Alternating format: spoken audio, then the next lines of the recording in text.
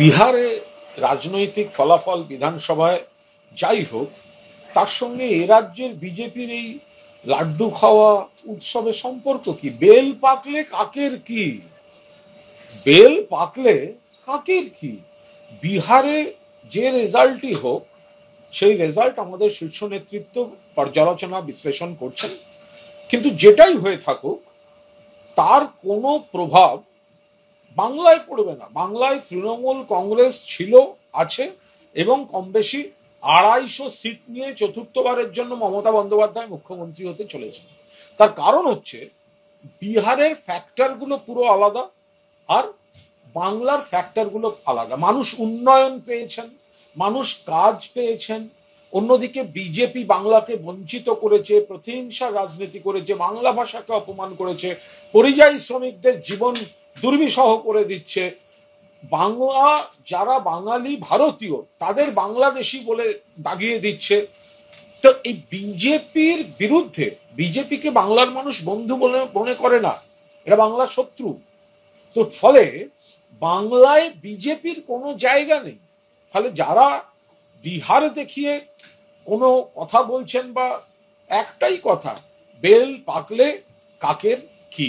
BJP এখানে 50 তো cross করবেই না। 30 পেয়ে বিরোধী দলনেতার পোস্টটা পর্যন্ত 2026-এ বিজেপি রাখতে পারবে না। বিরোধী দলনেতা বিধানসভার বাইরে দৃষ্টিবিলি করেছেন এবং বলেছেন, বিরোধী দলনেতা এক মিনিট, বিরোধী দলনেতা বিধানসভার বাইরে মিষ্টিবিলি করেছেন। এই ছবি দেখে একটা কথাই বলবো, ওনাদের বিধানসভার বাইরেতেই থাকতে হবে মিষ্টিবিলির জন্য। বিধানসভার ভেতরে মিষ্টিবিলির কোনো পরিস্থিতিতে তারা কোনোদিন পৌঁছবেন না, 2026-এও না।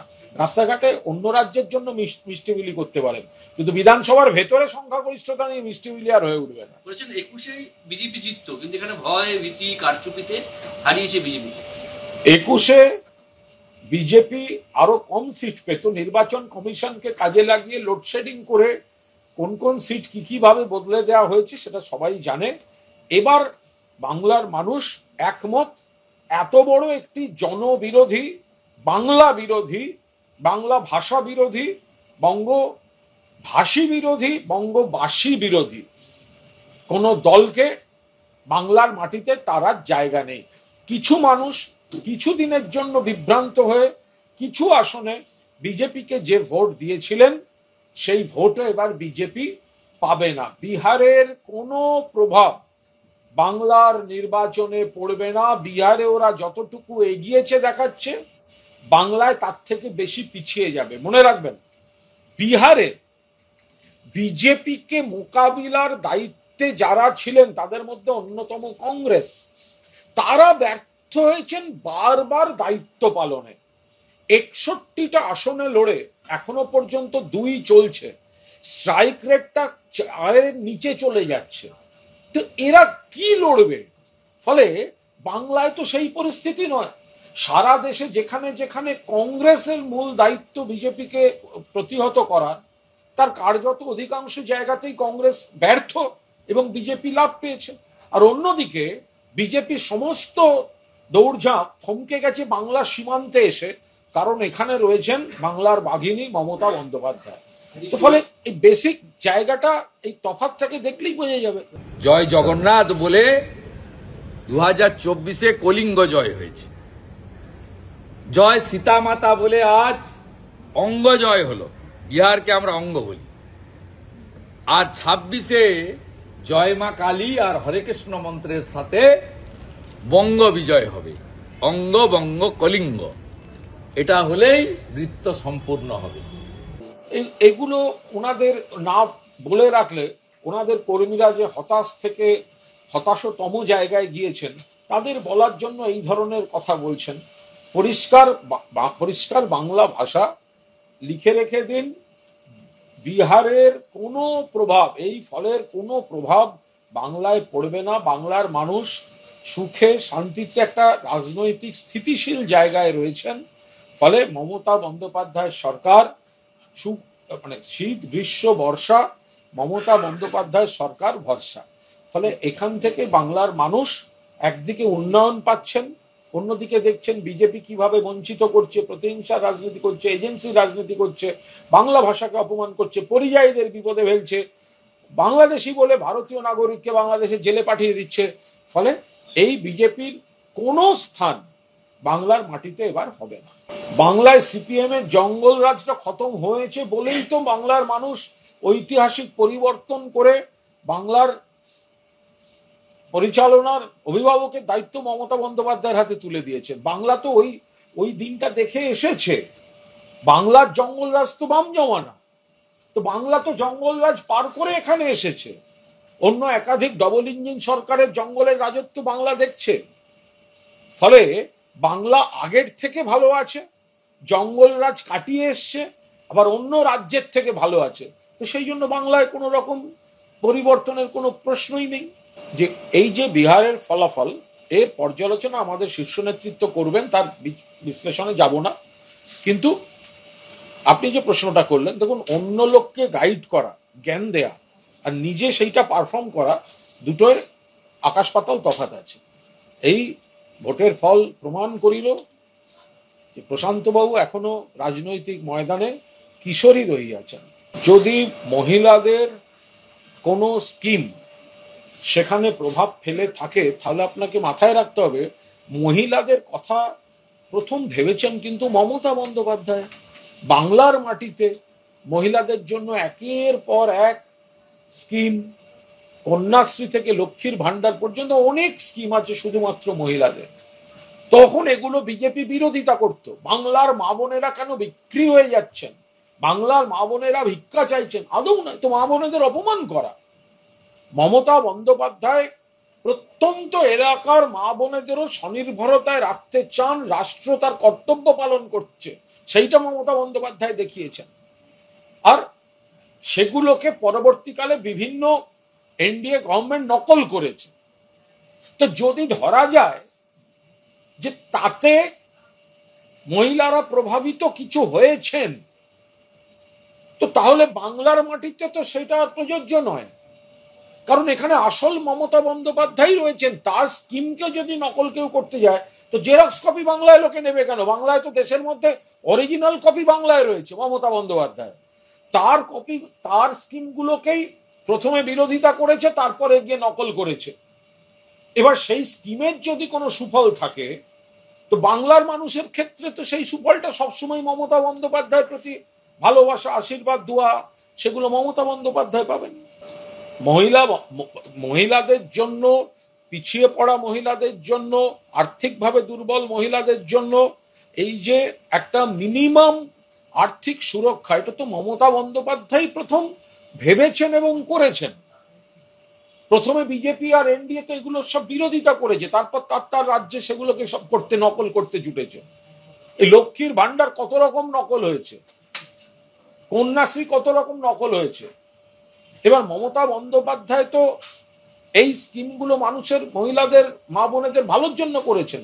তো যদি কোথাও কেউ এই স্কিমের সুফল পেয়ে থাকে নকল করে, তো বাংলায় তো সেই শক্তি সেটা পাবে না। কারণ বাংলার মানুষ তো অরিজিনাল মমতা বন্দ্যোপাধ্যায়কে পাচ্ছেন, আর ওরা তো জেরক্স কপি।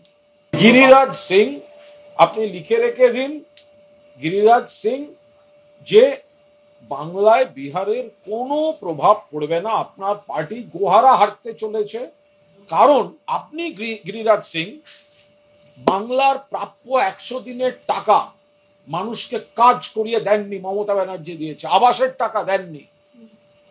বাংলার পাওনা 1,95,000 কোটি টাকার বেশি আপনি দেননি, আপনারা দেননি। আপনারা এজেন্সি পাঠান, আপনারা বাংলাকে অপমান করেন, বাংলা ভাষীকে অপমান করেন, বাংলা ভাষীকে অপমান করেন, পরিযায়ী শ্রমিকদের জীবন দুর্বিষহ করে দিয়েছেন। বিহার দেখে লাফাবেন না, বেল পাকলে কাকের কি। গিরিরাজ সিং, আপনি লিখে রেখে দিন, দেয়ালের লিখন মিলিয়ে নেবেন। বাংলায় তৃণমূল কংগ্রেস ছিল এবং মমতা বন্দ্যোপাধ্যায় 250 সিট নিয়ে আপনার দলের সিট আরো কমবে।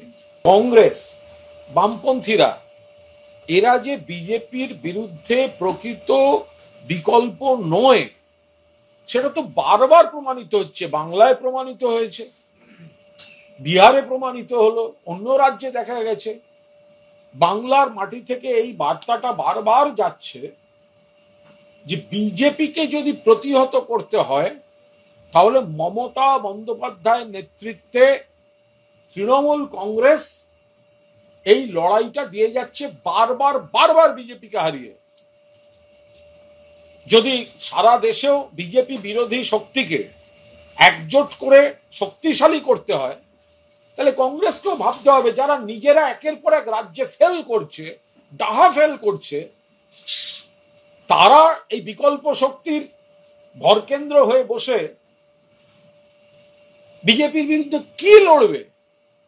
যারা 61টা সিটের মধ্যে বিহারে দুটোয় দাঁড়িয়ে আছে, তাদের কাছ থেকে শিখতে হবে বিজেপির কে কিভাবে লড়তে হবে। সেটা তৃণমূল শিখবে, মমতা বন্দ্যোপাধ্যায় শিখবেন, অভিষেক বন্দ্যোপাধ্যায় শিখবেন।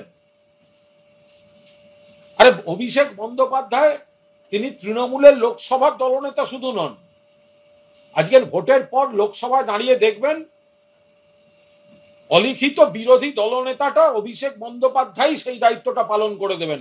কংগ্রেস আর রাহুল গান্ধী সেটা করতে পারছে না। এটা আমাদের সর্বভারতীয় নেতৃত্বের বিষয়, ইন্ডিয়া জোট কিভাবে, কিন্তু এটা ঘটনা যে কংগ্রেস বারবার ফেল করছে, বিভিন্ন রাজ্যে কংগ্রেস বারবার ফেল করেছে। সুতরাং যারা বারবার দায়িত্ব পালনে ব্যর্থ হচ্ছে, তো তারা কি করে সব দলকে নিয়ে বিকল্প জোটের মানে নেতৃত্ব দিতে পারে, তো সেটা তাদের ভাবতে হবে, দেশের সিনিয়র নেতাদের ভাবতে হবে সেটা। আর যেখানে মমতা বন্দ্যোপাধ্যায়ের নেতৃত্বে পশ্চিমবঙ্গে বারবার বিজেপিকে পরাজিত করা হচ্ছে, তো সেখানে কংগ্রেসকে সেটা ভাবতে হবে যে আমি মানে কংগ্রেস, তাই আমি নেতৃত্বে থাকবো, আর এদিকে আমার হচ্ছে 61টা সিটের মধ্যে দুটোই জিতবো, আমার জেতার ক্ষমতা নেই, আমার জেতানোর ক্ষমতা নেই, শুধু কাগজে কলমে আমাকে বড় মাথার দিকের পদে থাকতে হবে নৈবেদ্যের নাড়ুর মতো। এগুলো তাদের রিকনসিডার করতে হবে, কিন্তু এটা একটা জাতীয় রাজনীতির বিষয়, ফলে আমাদের শীর্ষ নেতারা এই বিষয়ে মানে নিশ্চিতভাবে এটা খতিয়ে দেখবেন। বিজেপির সঙ্গে আরো একটি দল ছিল, ফলে এবং সেই দলটি নানা সময় নানা দিকে নানা রকম মানুষের কাছে ছিল, ফলে ওখানে একটা কনফিউশনের বিষয় রয়েছে। ফলে একা বিজেপি কিন্তু জেতেনি ওখানে। আর এখানে কিন্তু সম্পূর্ণভাবে মমতা বন্দ্যোপাধ্যায় তৃণমূল কংগ্রেসের প্রতি মানুষের আস্থা, সেটা আপনি হিন্দুদের বলুন, মুসলমানদের বলুন, খ্রিস্টানদের বলুন, সব জাতি ধর্ম নির্বিশেষে।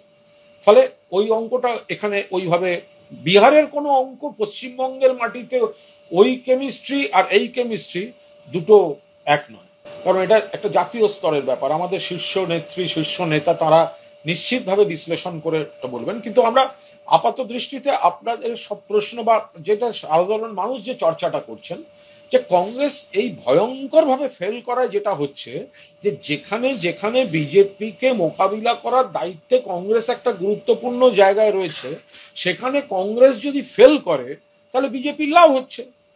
তো কংগ্রেস যে 61টা সিট নিয়ে লড়ে বসে আছে, তার মধ্যে মাত্র দুটো জিতেছে বা এগিয়ে আছে, এরকম একটা সর্বশেষ কি দাঁড়িয়েছে। তো তাহলে 59টা সিট হেরে বসে আছে। তাহলে এই কংগ্রেস যারা মহারাষ্ট্র রাখতে পারেন, মানে লড়াই দিতে পারে না, যারা ইয়েতে লড়াই দিতে পারে না, ওই মানে আমার মানে আপনি আমাদের একজন দেশের একজন প্রধানমন্ত্রী, তিনি যে কোনো গুরুত্বপূর্ণ ইস্যু দেশে হলে তিনি বিদেশ চলে যান, সেই সময় তাকে পাওয়া যায় না। আবার যদি এরকম আর একটা উল্টো দিকের নেতা হয়, যে কোনো গুরুত্বপূর্ণ বিষয়ের কিছুর আগে তিনি ছুটিতে চলে যান, তো সেই সিরিয়াসনেস নিয়ে মানুষের একটা প্রশ্ন উঠে যায়।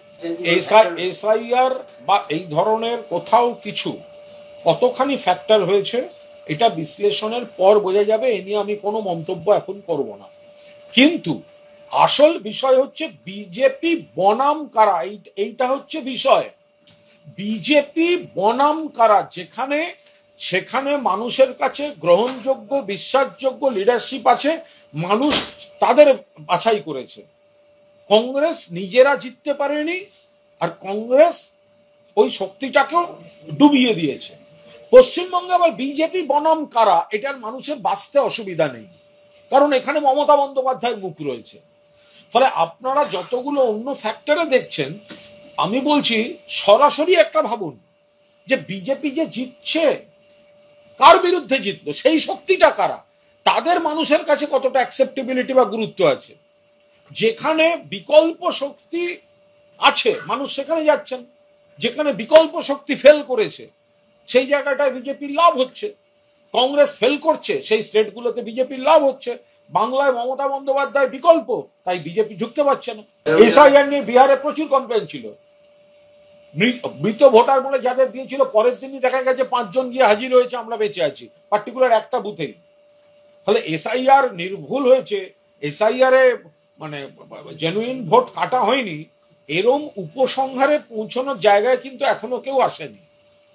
বিএলওদের নানা রকম বিষয় আছে, বিএলওদের প্রচুর সমস্যা আছে।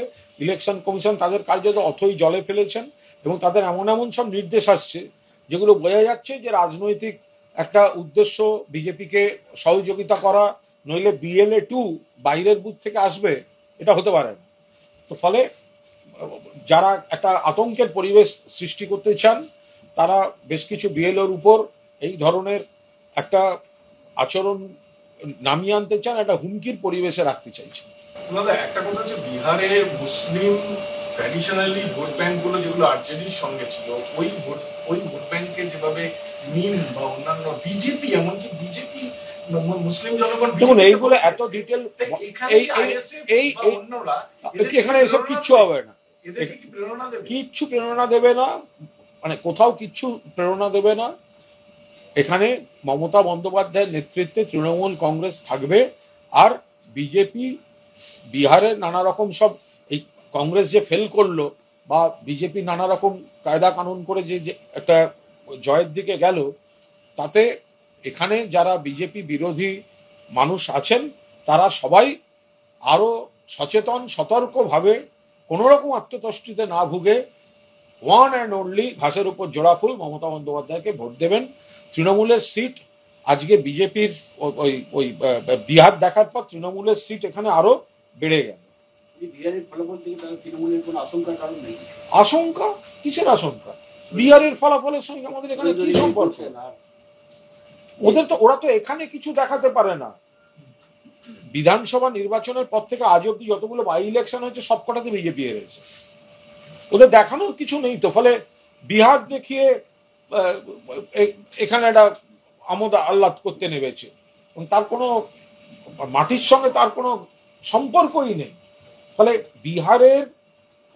বিহার দেখিয়ে বিজেপি নেতাদের কেউ কেউ একটু লাফালাফি করে উত্তেজনা তৈরি করার চেষ্টা করছেন, কিন্তু তার সঙ্গে বাংলার মাটির কোনো সম্পর্ক নেই। এখানে তৃণমূল কংগ্রেস উল্টে, আমি আরো বলছি, এই যে আমরা তৃণমূল কংগ্রেস যে জানি আমরা জিতছি, এই বিজেপির বিহারের এই রেজাল্ট আর বিজেপির এই বড় বড় কথা আমাদের আত্মতুষ্টি আরো কাটিয়ে দেবে, আত্মবিশ্বাস আরো বাড়িয়ে দেবে, এবং বিজেপি বিরোধী ভোটাররা যারা তৃণমূলকেই ভোট দেন, যাদের বিভ্রান্ত করার কিছু চেষ্টা বিজেপি শিবির আর বিজেপির এজেন্টরা করছিল, তারা সবাই একজোট হয়ে যাবে যে বিজেপিকে হারাতে গেলে তৃণমূল কংগ্রেসকেই ভোটটা দিতে হয়, তৃণমূলের সিট বাড়বে।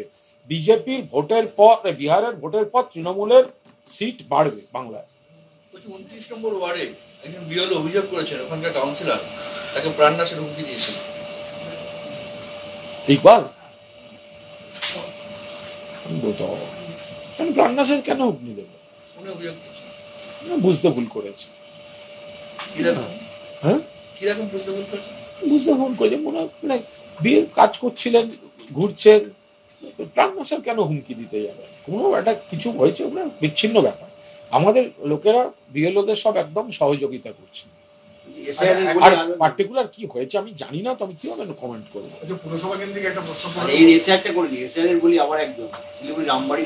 এসআইআর এর এই গোটা চর্চার মাঝে এসআইআর এবং এসআইআর জনিত আতঙ্কের ফলে যে মৃত্যুর মিছিল তৈরি হচ্ছে, এটা তো বিজেপি বাংলার উপর চাপিয়ে দিল। জাতীয় নির্বাচন কমিশন যমরাজের দফতরে পরিণত হয়েছে, হঠকারী সিদ্ধান্ত। এসআইআর যতটা সময় নিয়ে যে পরিকাঠামো নিয়ে করা উচিত সেটা না করে রাজনৈতিক উদ্দেশ্যে তড়িঘড়ি চাপ দিয়ে করতে গিয়ে মানুষের মধ্যে আতঙ্ক ছড়িয়ে বিজেপি নেতারা হুমকি দিয়ে বাদ দেবো, কেটে দেবো, নাম উড়িয়ে দেবো, বাংলাদেশে পাঠিয়ে দেবো, এই করতে গিয়ে বিপদগুলো ডেকে আনছে। বলছি পুরসভা কেন্দ্রিক যে আমরা দেখতে পেলাম যে পুরসভায় রদবদলের পরেও অনেকে বিভিন্ন জায়গায় পথ ছাড়তে চাইছেন না, বলতে পারবো না, বিভিন্ন জায়গায় একদম যায়নি। এই নিয়ে কোনো মন্তব্যই নেই, একদম পার্টির অভ্যন্তরীণ বিষয়। কিন্তু তাদেরকে মানে রিজাইন করতে বলা হয়েছে, কিন্তু তারা পথ আটকে রয়েছেন, দলীয় নির্দেশ মানছেন না। না না, ওরম ভাবে না, হয়তো পাঁজি টাঁজি দেখছেন একটা সময়, বাস্তু পাঁজি, তার মানে ওইভাবে বলা যায় না। রবীন্দ্রনাথ ঘোষ পরিষ্কারভাবে জানিয়ে দিয়েছেন যে মমতা বন্দ্যোপাধ্যায় ছাড়া অন্য কারো নির্দেশ তিনি মানবেন না। মমতা বন্দ্যোপাধ্যায় চাইলে তিনি বিষ খান, আমি একদম এসব বিষয় বলতে পারবো না, কারণ আমি যেটা জানি না আমি সেটা কিভাবে বলবো। এটা দলের অভ্যন্তরীণ ব্যাপার, সাংগঠনিক ব্যাপার, দল নিশ্চয়ই গোটা বিষয়টা দেখছে। আর আপনি এই যা বলছেন আপনারা কেন দেরি হচ্ছে, কেন ইস্তফা দেননি, একটা সিদ্ধান্ত হয়েছে, তাকেও তো একটু নিশ্চয়ই, মানে সবাই দলকে ভালোবাসে,